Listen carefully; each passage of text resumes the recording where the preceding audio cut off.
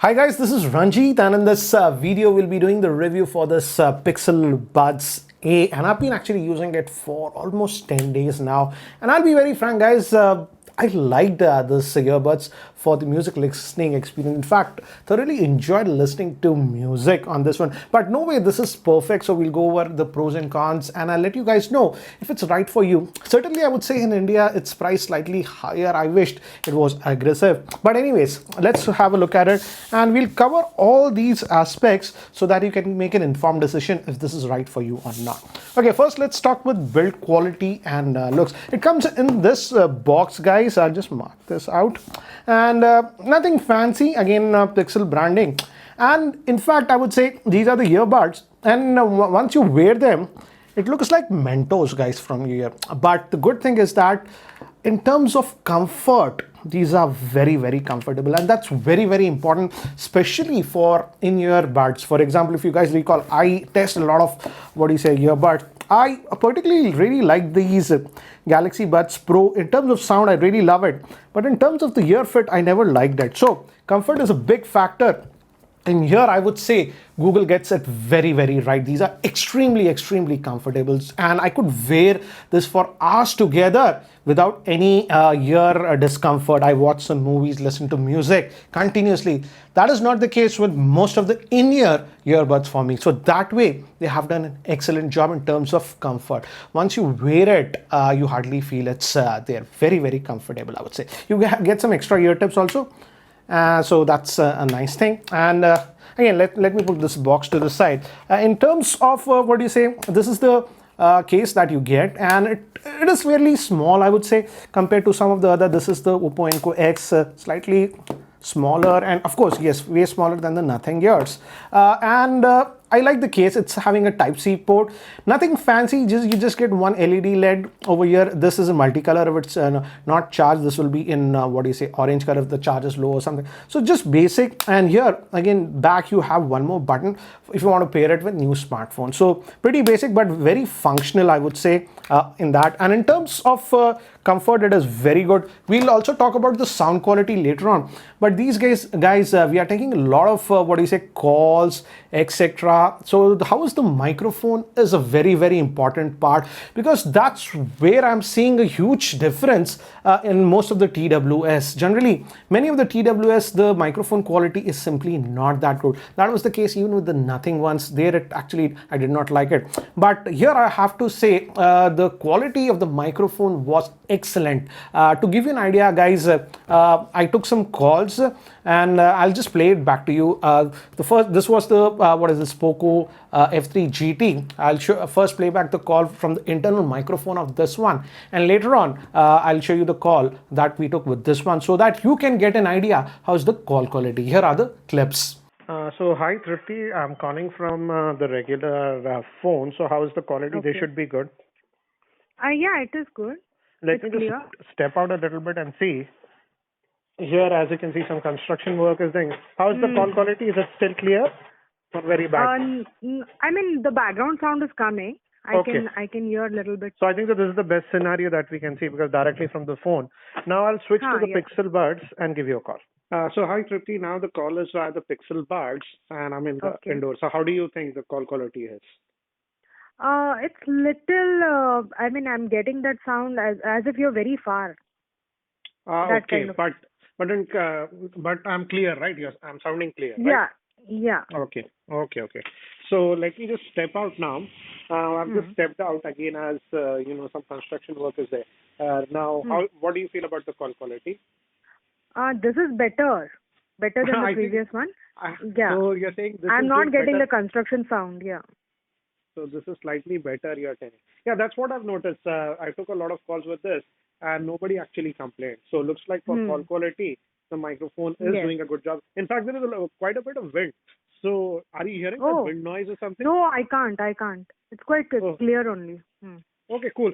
Thanks a lot. So guys, as you saw, the microphone quality on this one was very, very good. In fact, that's the main difference that I've noticed from many of the earbuds. For example, in terms of microphone quality, even it's better than the Enco X, which I really liked around 10,000 price point. And of course, better than the Nothing. So in terms of call quality, it was very good. As you have noticed, my wife said that I was sounding that I was a little bit far away when I was taking the calls with that one. That is the case because, see, with the smartphone, the microphone is just here, it's very near. Here is slightly far. But again, apart from that, my wife was being very nitpicky. The call quality was excellent. I've taken dozens and dozens of calls with this one and nobody complained. Like that typical thing that you get, oh, are you taking a call from the Bluetooth headset or something? No one said that. And in fact, the noise isolation also, when it's a little bit noisy, it's actually pretty good. So for taking calls, etc., my microphone is the highest quality. I would give it a very high rating of 9.5 out of 10. Almost as good as the AirPods. And you know, the AirPods in terms of call quality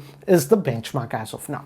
Okay, next thing is regarding some of the fancy features like active noise cancellation, etc. No, we don't have any active noise cancellation on this one. But as these are sort of in-ear, guys, they go in your ear, they will block about 50% of the sound by default. That's the nature with any in-ear one. That's the same, but no fancy features like noise cancellation, etc. on this one. Okay, the next thing is regarding the Bluetooth range. And here again, I was impressed with the Bluetooth range of this one.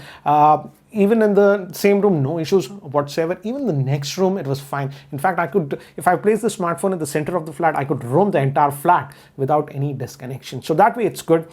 Now moving to another thing that is important, we also are using these for watching videos, etc. Because most of the modern phones, we don't have a 3.5mm headphone jack. So how was the quality while watching videos? Was it laggy? Because if it's laggy, then we have that lip syncing issues. I'm happy to say that even for watching videos, I watched a lot of YouTube videos, obviously, and even some movies on Netflix and documentaries, and I did not have that lip syncing issue with this one. So that way it is fine. But if you're doing gaming, I did notice some lag there. That is a common thing that we see. But for watching videos, it was a good experience. I did not see that lagginess in this one. And in terms of pairing, it's fine, guys. But again, the thing is that it only pairs with one smartphone at a time. It does not have that multi-pairing. I wished it was there at this price point. So that is something that you need to know. Now, let's also look at the app on this one. Strictly speaking, guys, you don't have to install the app, but you can. I didn't install it on this Poco when I was using it. It worked fine. But you have the Pixel app. Let me just open this app. Where did it go? Where's the Pixel? Pixel Buds app. And as you can see, you get some basic controls over here. So I'll just wear it. Open it and wear it. So you can do the firmware updates on this one, and by default it gives you an idea about the case, charging, and all these things like this. And again, you have the find device and touch controls. This is important. Again, this area is the touch controls, and they work fairly well, so you can adjust what you want, tap to pause, all those things. And the thing is that you cannot customize it a little bit, so that is something that I do not like. And yes, these touch controls are there and they're fairly functional, I would say. And but the thing is that one thing I do not like is that on its elder brother, you could just swipe it like this to control the volume, but you cannot control the volume via this touch control. So that is sorely missing. They should have added it. So these are the basic controls that you have. And if I go back in sound, we do have two profiles, the bass boost and adaptive sound.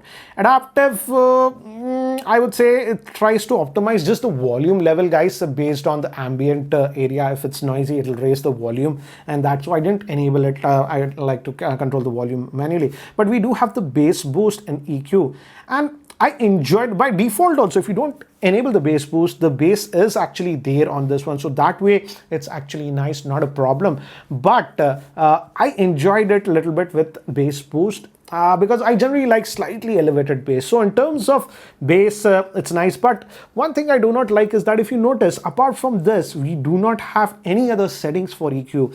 They should have actually given a manual EQ on this one. That would have made it miles better. By default, the sound quality is really good, but I wished that option was was there, because Sony's and others are doing that. So this is the, and you also have the in-ear detection. You can switch it on or off. So if you're listening to music, you take it out, it just automatically pauses the music and stuff. So you have that, you can switch it on and off. So the app, if you notice, it's there, firmware upgrade and all those things, it's there, but the app is very, very basic on this one. Good thing is that, for example, if you enable a bass boost via the app on this one and use it on another phone, and if you don't even install that app, that setting is carried over. So that way it's nice, but the app, I felt, is basic, and they should have given a manual equalizer on the same. Okay, coming to the battery life, guys, typical TWS should give you about between 4.5 hours to about 5 hours per charge on this, and this can actually charge about 4 times. So in terms of battery life, it's like a typical any other TWS that we have seen. So it was comfortable because I never continuously used it for more than 4 hours. So that way, battery life is typical TWS stuff that you see on this one. Now let's talk about the elephant in the room, that is the sound quality for music and sound stage. First, let me talk about the sound stage. And man, one word, beautiful. The stereo separation on this one is so good, and the instrument separation. For example, you can even make out that the sound is coming from this portion, this side, and the sound stage is actually wide for a TWS. Generally, that's the problem with most of the TWS. The sound stage gets crammed or it's not that great. Here, it was such a lively experience. I, in fact, enjoyed listening to music, and I was singing.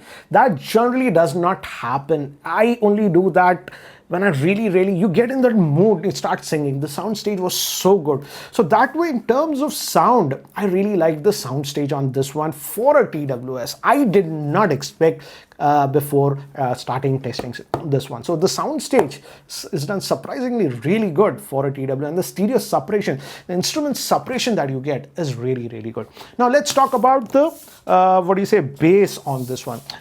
Definitely the bass is slightly elevated on this one, and most of you will actually like it. And as I've told you, you can also enable that bass boost mode. I enjoyed it with the bass boosted mode because I like a little bit elevated bass, but I like the fact that though even if you have that bass boost enabled, the bass does not muddy the mid tones or the higher tones. So the bass has been done extremely well, and I don't expect anything more from this one. So in terms of bass, I really like the bass on this. It comes, it's not muddy, it hits you, goes back. So in terms of bass, I really liked it. I would rate it 9.5 out of 10. So good. Even coming to the mid-tones, lovely mid-tones. The vocals were so good. The music separation, and because of the great sound stage, even the mid-tones, that the vocals sounded extremely good on this. Very soothing. I really enjoyed listening to the music. Coming to the high tones, here, again, I have to say, this is the problem with many of the TWS. These are not supposed to be the higher end. In the mid-range, the higher tones get ignored, I would say. That is what I found lacking on the Nothing Ones. Here, I would say the higher tones are also done very well. But I would say, if I have to rate it, I would rate it about 9 out of 10. Yes, you have that sparkle also, but it's not as good as something on Sennheisers that I have listened. But overall, I've considering the price, the Sennheisers momentums are very expensive.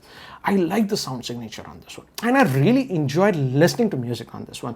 And for me, a TWS, two things they have to get it right. That is, how is it good for listening to music, and how is it good for taking calls, the microphone quality. In those two aspects, I would say these actually perform much better than what I expected.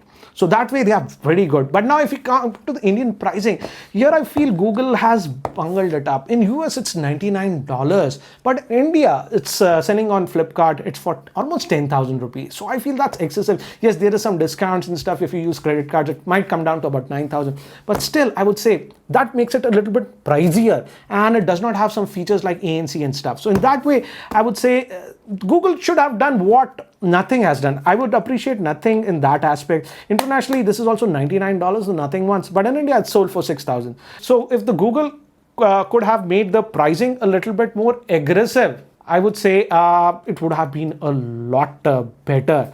But again, if you can digest that price and you have those credit cards and you can get for a slightly discounted price, and music listening capabilities is your highest concern, and also the call quality is your highest concern, then I can recommend this one. I would say, in terms of competition, yes, it is definitely better than the Nothing one. The Nothing ones have the fancy features like ANC and stuff, but in terms of music listening experience and microphone, definitely this Pixel Buds is better. We also have this Oppo Enco X. I really liked it at about 9 or 10,000. And I would say in terms of listening to music, this is also very good. But in terms of microphone quality, again, this Pixel Buds goes ahead. So anyways, guys, that was my review for this Pixel Buds. Again, stay tuned to the channel. And if you guys are not subscribed, hit that subscribe button. A lot of other reviews coming up very soon. Anyways, guys, that's it for now. Thanks for watching. This is Ranjit, and I hope to see you in my next video. Take care, guys.